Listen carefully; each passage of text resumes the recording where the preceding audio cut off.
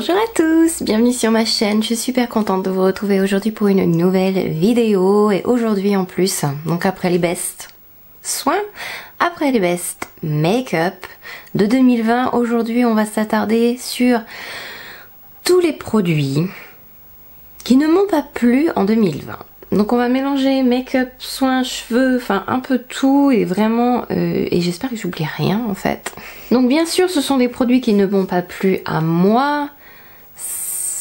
C'est pas forcément des produits qui vont pas vous plaire à vous. On est tous différents, on a des attentes différentes, etc. etc. Et j'ai l'impression de faire, vous savez, le truc de quand on est en rupture avec quelqu'un et qu'on lui fait non mais c'est pas de ta faute, c'est moi.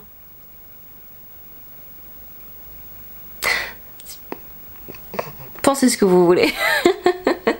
Donc ce sont des produits qui ne m'ont pas plu, qui n'ont pas répondu à mes attentes.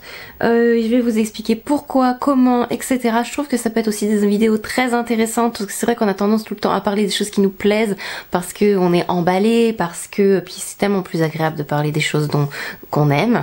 Mais aujourd'hui on va parler des trucs que j'ai pas aimés. Bon allez, on commence tout de suite. Je sais pas si je commence par les soins, etc. et que je termine par le make-up. Bon, on va séparer les catégories, mais après ils seront pas forcément dans le... Enfin, vous avez compris. Je suis le genre de personne à dire honnêtement que n'importe quel shampoing, n'importe quel après-shampoing, nickel. Donnez-moi tout, je m'en fiche. Mes cheveux et moi, c'est très compliqué. Bref, mais ça vraiment... Il y a un autre shampoing aussi qui m'a pas plu du tout, mais j'arrive pas à me rappeler c'était quoi. Si je retrouve la référence de ce shampoing, je vous la mettrai en barre d'infos, mais c'est un shampoing qui m'a extrêmement desséché les cheveux. Mais là, j'arrive plus à me rappeler ce que c'est. Mais ceux-là, je les ai gardés, donc voilà, je vais vous en parler. C'est les Hydra Food Aloe Vera, le shampoing et le soin démêlant, qui sont censés être hydratants.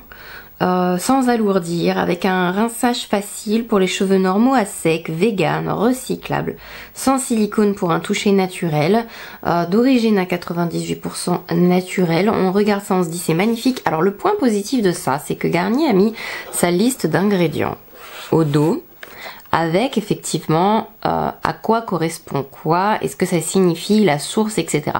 Aqua, water, eau purifiée. Mais ça j'ai envie de vous dire c'est tout le temps de l'eau purifiée.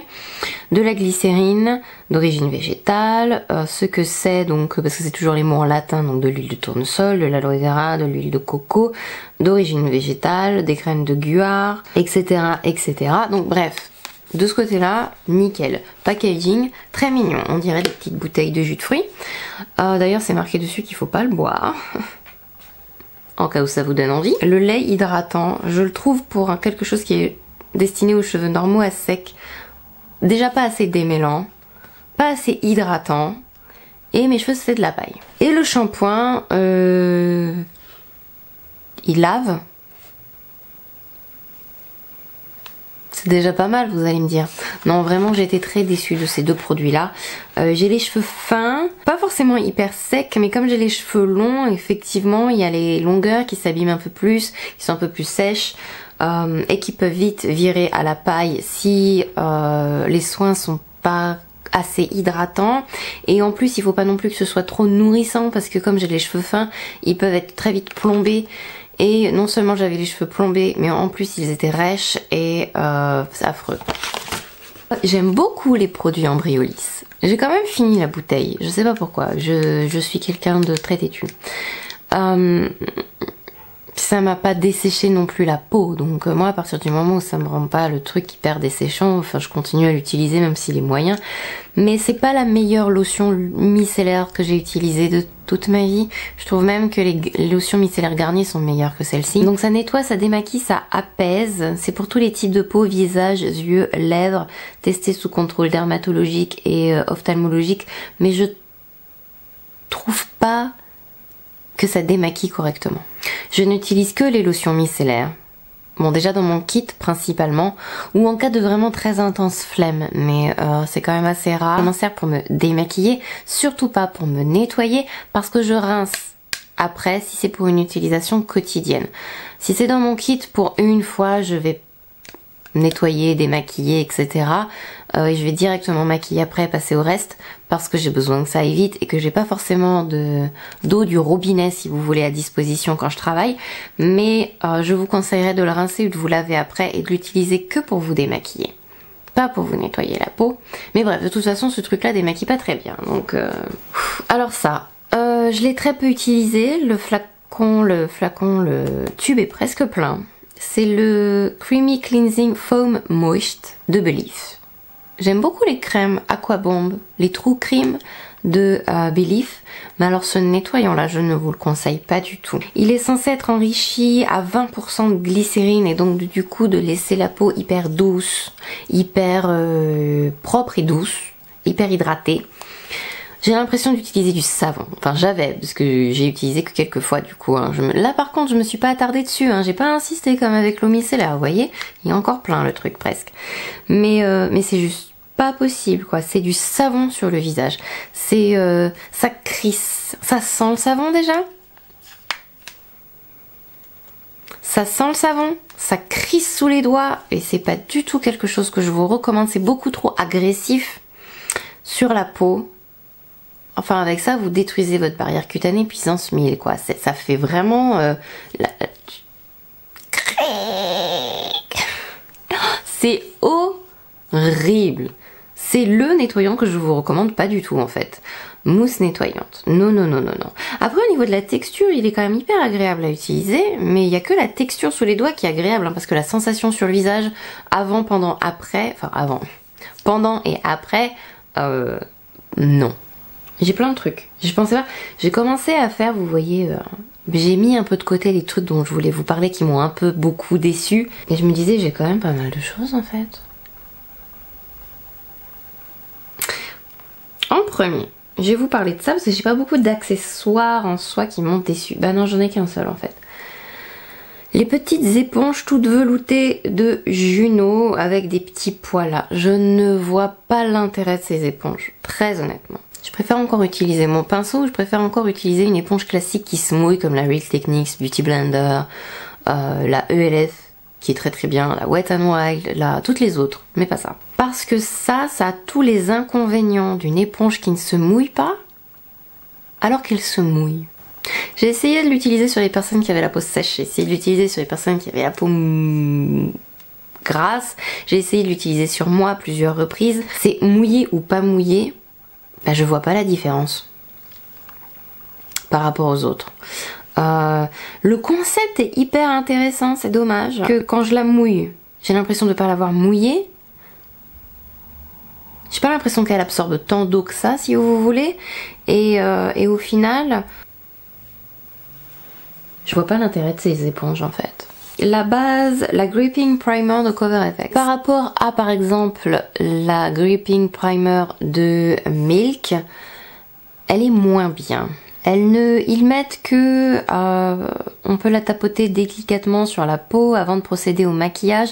Alors déjà les Gripping Primer, donc les bases agrippantes, maintenant j'aime bien les lisser sur mon visage et non pas les tapoter parce que si vous oubliez un endroit où vous lissez correctement, ça va pelucher. Donc c'est vraiment des bases qu'il faut bien masser, qui vont agripper et attendre au moins 10 minutes avant d'appliquer votre make-up par-dessus, que ça se soit un petit peu absorbé, que ce soit posé un petit peu, vous voyez. Là, vous n'aurez pas de problème de peluchage et le make-up va très bien tenir. Mais cette base-là, je la trouve moins fraîche et moins hydratante, entre guillemets, que la Milk. Et je ne trouve pas qu'elle fasse mieux tenir mon make-up par rapport à d'autres bases plus facile à utiliser, où on n'a pas forcément besoin d'attendre 10 minutes, où on n'a pas besoin forcément de faire gaffe à bien estomper partout. Bah, je la trouve pas terrible. Et l'effet raffermissant, liftant, je sais pas quoi, je ne trouve pas non plus. Fond de teint, j'en ai qu'un qui m'a vraiment déçu. C'est le True Skin Serum Foundation de Ilia. Le fond de teint. Alors, il faut bien le secouer. Je le trouve un peu gras. Enfin, j'ai fait une revue complète dessus, donc n'hésitez pas à aller voir la vidéo, mais je le trouve gras. On a l'impression qu'il se fixe jamais sur le visage, on a l'impression qu'il reste sur la surface de la peau sans vraiment faire un avec le visage, alors que c'est quand même ce qu'on attend un petit peu d'un fond de teint, c'est qu'il ne fasse qu'un avec notre visage et que du coup on n'ait pas l'air d'emporter, si vous voyez ce que je veux dire. Il n'apporte pas quoi que ce soit d'intéressant au visage, il n'est pas assez couvrant et en même temps il bouge beaucoup, donc ça file facilement, même quand il est poudré. J'aime pas ce fond de teint. Il faut l'appliquer avec les doigts, c'est beaucoup mieux effectivement que de l'appliquer avec quoi que ce soit d'autre. Essayez pas l'éponge, essayez pas le pinceau, vraiment avec les doigts. Mais par rapport à d'autres fonds de teint, si vous aimez le bio, je vous conseillerais plutôt de vous diriger vers le Madara plutôt que vers celui-ci. Parce que même si j'ai envie d'avoir quelque chose d'hydratant, j'ai quand même envie d'un moment donné qu'il arrête de bouger, qu'il se tienne tranquille. Et c'est pas quelque chose qu'on arrive à obtenir avec ce fond de teint. Enfin, j'aime pas ce fond de teint. Non. Et d'ailleurs... eh bien je n'aime pas non plus l'anti-cerne de Ilia True Skin Serum Concealer, pareil il porte le même nom. Il est très transparent sur le dessous des yeux, il fait pas grand chose d'intéressant. On pourrait l'utiliser comme un petit illuminateur, quelque chose, mais il bouge aussi beaucoup. J'en attendais beaucoup parce que j'avais lu beaucoup de bonnes revues dessus et j'étais impatiente de le tester et au final, j'ai pas été du tout séduite. Et en plus, je trouve que malgré l'aloe vera et ce côté un petit peu gras où il pourrait justement nourrir et vous voyez que les peaux sèches soient pas accrochées, bah, je trouve qu'il les marque quand même. Donc bref, je comprends pas ce produit. Ensuite, les mascaras qui m'ont déçue. Il y en a 3 tonnes. Déjà, le premier que j'avais testé il y a très longtemps et qu'on m'a envoyé et je me suis dit tiens chouette, je vais le réessayer. Et la deuxième impression après l'avoir essayé après autant de temps est encore pire que la première. Je sais pas s'ils ont changé la formule de ce mascara, mais bon bref, c'est le Organic Wear de Physicians Formula dans une jolie... Alors le packaging est magnifique. Ça brille, c'est vert, on dirait une feuille, c'est organique. La brosse est rigolote, elle est noire, enfin elle est assez grosse quand même, donc moi qui ai des petits yeux, c'est pas forcément hyper... C'est des petits picots en plastique. Qu'est-ce que je pourrais dire sur ce mascara à part qu'il ne fait strictement rien du tout? Ça fait rien. Ça donne pas de volume, ça n'allonge pas. J'ai même pas l'impression d'avoir mis du mascara après avoir mis ce mascara. Enfin, je ne comprends pas. Il fait rien ce truc. Il fait rien du tout sur les cils, il fait rien. Je pense que tous les mascaras que je vais vous montrer là, c'est celui qui fait le moins. Parce qu'en fait, on ne le voit pas. Sur mes cils, on ne le voit pas. Enfin, rien du tout. Rien du tout. L'autre mascara qui m'a déçu, c'est le Size Up de Sephora. Bon, alors lui, on le voit quand même un petit peu. Mais je le trouve très décevant en termes de volume, en termes de tenue, en termes de...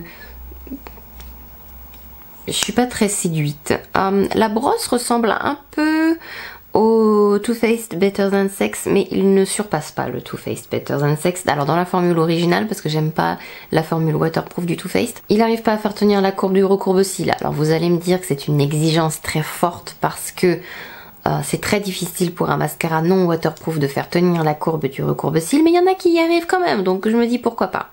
Mais ouais, si vous avez les cils raides, courts, tombants, c'est pas terrible. C'est pas terrible. J'étais très déçue de ce mascara parce que j'ai entendu beaucoup de personnes en parler. Je m'attendais à un truc de ouf, donc genre size up, extra large, volume, tout, machin. Bon, on le voit un peu plus que le Physicians Formula, mais c'est pas encore ça. Hein. Ensuite, le mascara qui m'a déçu aussi, c'est le Herré Perez.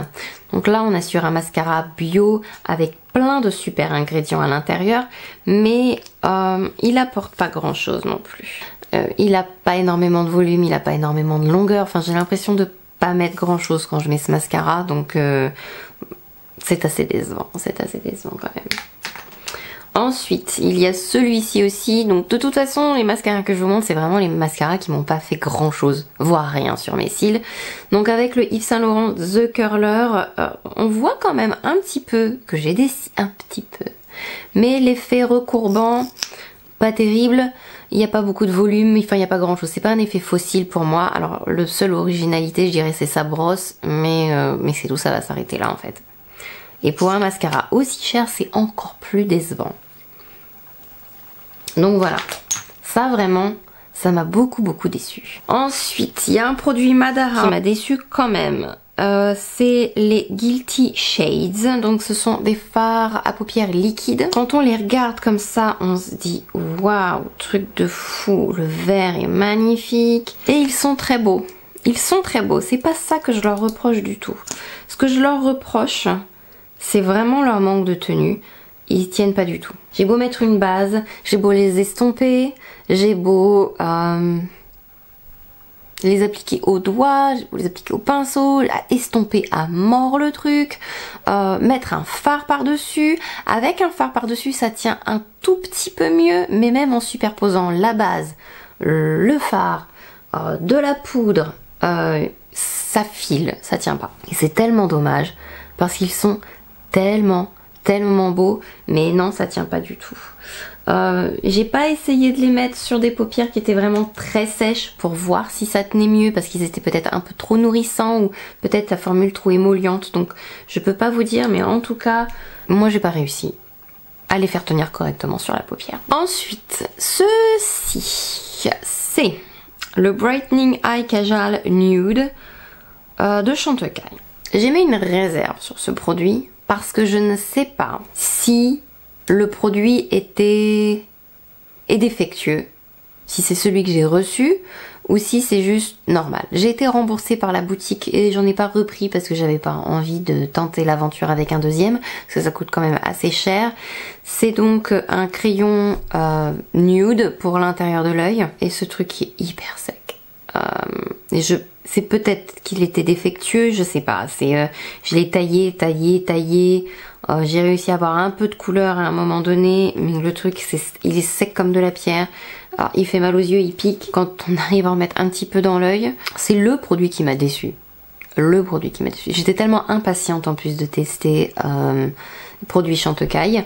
Tout le monde, beaucoup de personnes que j'admire, que je regarde sur Instagram ou YouTube, recommandaient ce crayon et la déception quand je l'ai ouvert. Déjà, quand je l'ai ouvert la première fois, le bout de la mine est tombé. Donc j'ai eu un bout de mine qui est tombé. Je me suis dit ça commence pas très fort. Et effectivement quand on garde la mine à l'intérieur, elle est un peu, vous savez, rétractée comme ça. Donc il est hyper sec. Je l'ai taillé énormément pour voir si à un moment donné ça allait mieux, mais je pense que c'est la mine complète à l'intérieur qui est toute sèche. Et je trouve pas ça normal. C'est pas normal de toute façon. D'une manière générale c'est pas normal. Peu importe le prix qu'on paye, c'est pas normal de se retrouver avec un truc aussi sec. Les blushs qui m'ont déçu. Alors je suis rarement déçue de blush. Mais là hyper déçue. La version bronzer est dans mes favoris make-up 2020, mais là vraiment les Butter Blush, Muri Butter Blush. Et pourtant, ils sont bons comme les bronzers, ils sont mignons, j'adore le packaging. Le dessus est très beau, mais rien à voir déjà avec la formulation du bronzer, parce que là on est sur quelque chose de complètement mat, alors qu'il y a un très léger satin avec le bronzer. Moi je m'attendais personnellement à que la formulation entre les deux soit les mêmes. Vous voyez ce que je veux dire? Légèrement satine bronzer, légèrement satiné les blushs. Mais en plus, il ne se voit pas du tout sur le visage. Enfin, il faut en mettre 3 tonnes pour avoir un tout petit semblant qu'on a mis un blush. Ce sont des blushs hyper décevants. Hyper décevants. Ensuite, il y a 3 sprays qui m'ont déçu en 2020. Parce que celui-ci, je sais plus si je l'ai acheté en 2020, mais je crois que c'était la première partie de 2020, donc je vais le mettre quand même. Et celui-là, je crois aussi, mais je suis plus sûre. Bref. Mais comme ça me permettra de les dégager et de vous parler d'autre chose. Donc, par lequel je commence. Le Fini Naturel Vaporisateur de fixation de Wet n Wild. En fait... alors déjà le packaging de ce truc, il y a des grosses gouttes qui crachent de temps en temps, donc des fois on en met et on sait pas trop à quoi s'attendre. Je trouve pas qu'il ait un effet de quoi que ce soit en fait. Le mettre ou ne rien mettre, ça revient strictement à la même chose pour moi. Ensuite il y a le Matte Finish Finimat Long Lasting Longue Tenue Vaporisateur de finition de NYX. Il est pas mal, mais il est quand même pas aussi bien par exemple que le Huda, même si le Huda, même s'il est très parfumé. D'ailleurs j'aimerais bien qu'il le reformule en mettant moins de parfum dedans parce que on a l'impression de se vaporiser du parfum sur la tronche. Mais il est quand même vraiment efficace et il a vraiment un rendu mat. Il est joli, plutôt pas mal en termes de résultats, mais il est pas hyper le rendu n'est pas mat et c'est pas matifiant non plus. C'est pas ce que j'attends de lui en lisant son nom et tout ce qu'il me promet en fait. Voilà. Ensuite, le produit qui m'a déçu du coup parce que lui il coûte cher. Le Airbrush Flawless Setting Spray Party All Night Stay All Day. Maquillage parfait tout au long de la journée jusqu'au bout de la nuit. Alors, en termes de spray, il est pas mal. Ça va être un peu comme le NYX. C'est pas mal mais sans plus. Sauf que le NYX, pour un résultat pas mal, où il fixe quand même mon teint, même s'il n'est pas matifiant, ni effet mat, ni il n'est pas aussi bien que ce que j'en attendais, disons qu'il est quand même moins cher. Que ça, sur... c'est en plus un flacon de 100 ml. Pour moi, c'est quand même un tout petit spray.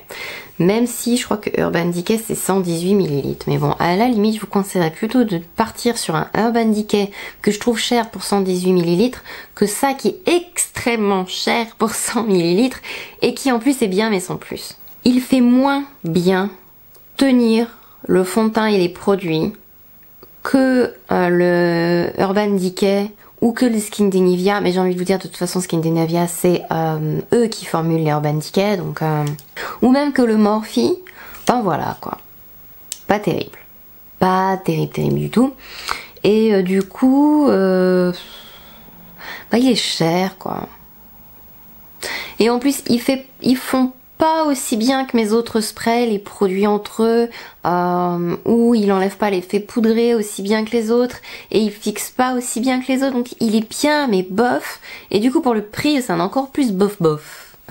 Ah si, il y a un dernier produit que j'ai plus mais que j'ai envie de vous parler, c'est le spray de Morphe. Donc je vais vous mettre la photo quelque part par là. Et donc c'est la version mat du Continuous Setting Spray. J'adore le Continuous Setting Spray. Le Illuminating aussi est pas mal du tout. Ça va pas non plus être un truc de ouf, mais bien mieux que tout ce que je vous montre là de toute façon. Et le souci que j'ai avec le mat, c'est qu'au bout d'un moment donné, j'ai l'impression que les particules à l'intérieur de kaolin ou de je sais pas quoi se mélangent pas bien. Et vite il crache blanc.